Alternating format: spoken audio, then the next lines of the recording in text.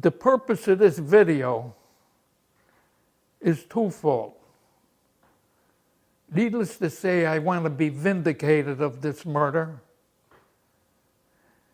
Secondly, I want anybody who has an interest in due process of law, even-handedness in our courts, and justice, to support me in my efforts to have an investigation made. I ask none of you to absolve me of this murder that I was convicted of.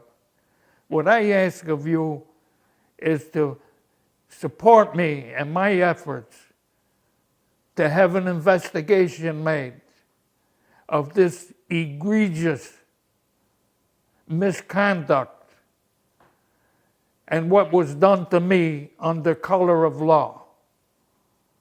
I am sure that if an investigation is made, and if the District Attorney of Kings County is not allowed to continue with his cover-up of my innocence and the forgery of the indictment upon which I was convicted, if there's an investigation, then justice will be done. And that's all I ask of whomever is watching this video at this time. This is a video about innocence and from 32 years of penal detention to social redemption. During the year of 1976, I was charged with murder in the second degree, and in March of 1978, I was tried by jury with a co-defendant named Ronald Spagna. On March 21st, 1978, I was convicted of second-degree murder, and Ronald Spagna was likewise convicted.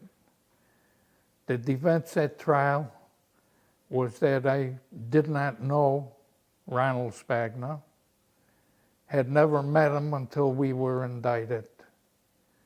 The evidence against both myself and Ronald Spagna was one, Dominic Vaccarino, who had been charged with murder in the second degree. In exchange for his testimony against me and Ronald Spagna, he received a 5-year probationary sentence. Dominic Vaccarino's wife, Susan, was also a witness against Ronald Spagna and myself. And unknown to us, she had also been initially charged with the murder. And unknown to us, the district attorney had given her a deal in exchange for her grand jury testimony that she would receive immunity from prosecution. And she testified in regard to myself that 3 years before, she had seen me sitting in her kitchen with Dominic Vaccarino and Ronald Spagna, and had overheard me saying, "It's dark there, I'm going back." This was the extent of her testimony. Dominic Vaccarino testified that he had been hiding behind bushes 60 yards from the residence of the victim, and he observed me shoot the victim from inside the residence. Carl Vaccarino, Dominic Vaccarino's brother, who was serving time in the state of New Jersey for a house invasion robbery, testified that he overheard me admit to having committed the murder. In exchange for his testimony, Carl Vaccarino was lodged at a motel on Staten Island in the state of New York.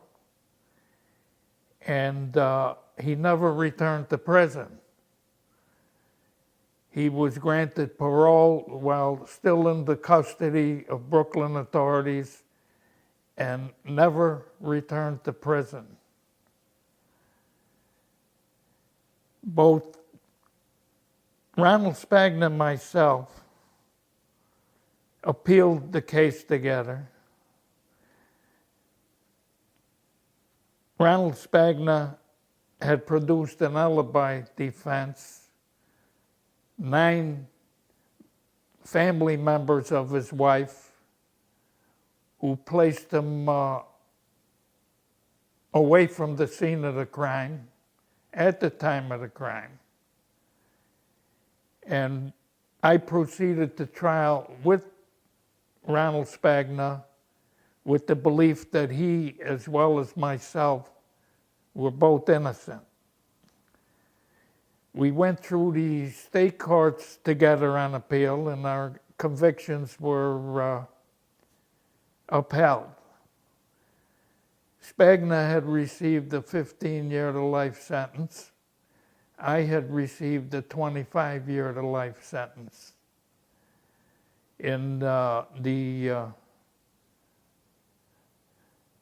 We sought leave to appeal New York State Court of Appeals, and both of us were denied access.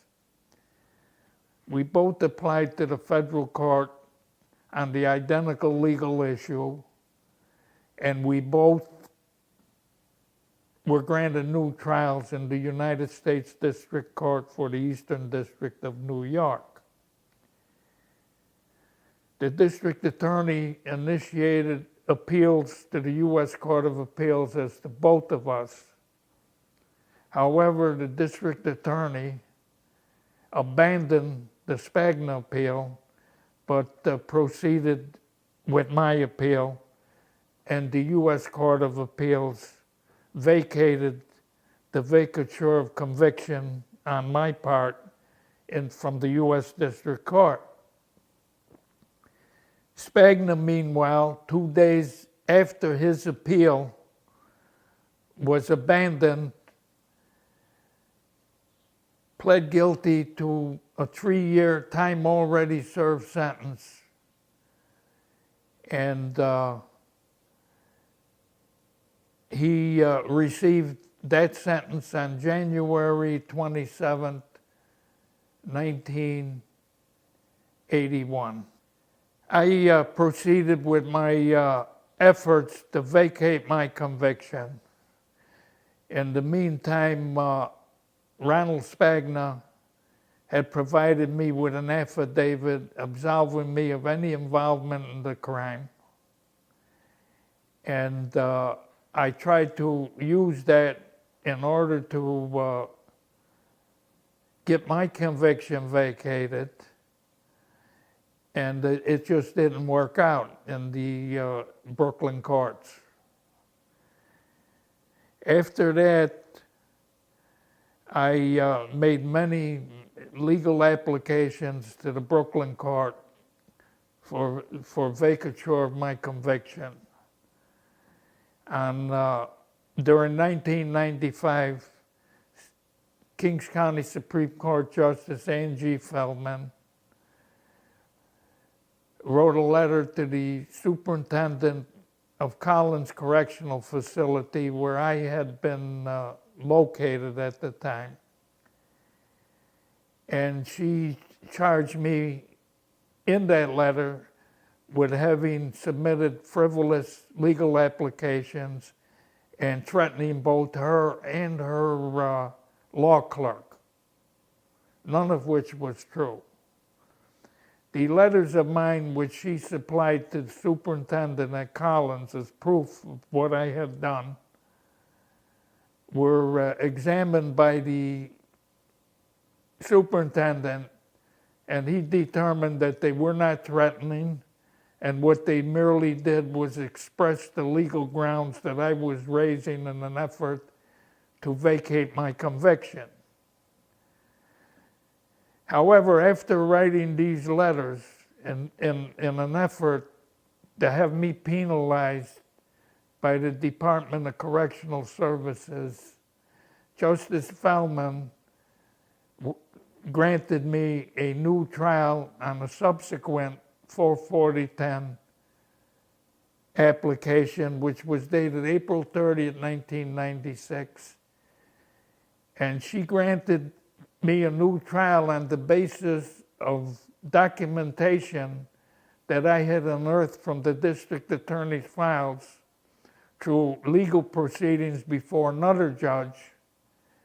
And thereafter, the district attorney appealed that, and the appellate division vacated the vacature of my conviction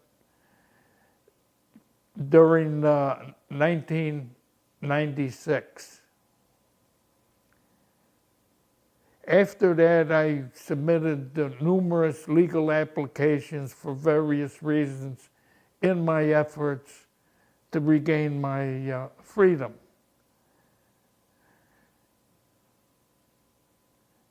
During the year of 2001, I made a discovery that my indictment, the indictment on which I had been prosecuted and convicted and sentenced, had on November 8, 1976, been altered and forged in the absence of the discharged grand jury by former Assistant District Attorney William Twaddle Maitland.